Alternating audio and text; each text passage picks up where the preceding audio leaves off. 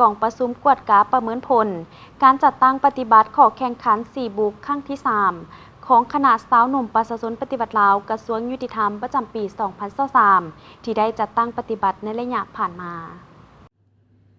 กองประชุมดังกล่าวจัดขึ้นในวันที่22 มังกร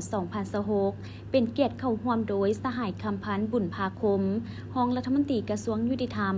สหายสุริยาแก้วพีระวงศ์เลขาคณะบริหารงานสหพันธ์สาวหนุ่มลาวสหายบุญธิดาพรหมสวรรค์เลขาคณะบริหารงานสาวหนุ่มกระทรวงยุติธรรม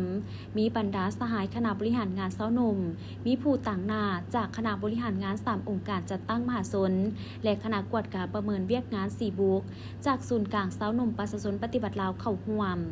สหายบุญธิดาพรหมสวรรค์ได้ผ่านบทรายงานโดยย่อการจัดตั้งปฏิบัติขอแข่งขัน4 บุกของคณะบริหารงานสาวหนุ่มประชาชนปฏิบัติลาวกระทรวงยุติธรรมประจำปี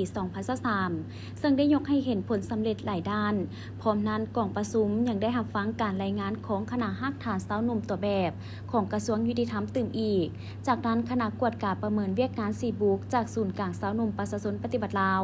ก็ได้เปิดคำถามโจทย์จีมต่อคณะบริหารงานสาวหนุ่มประชาชนปฏิบัติลาว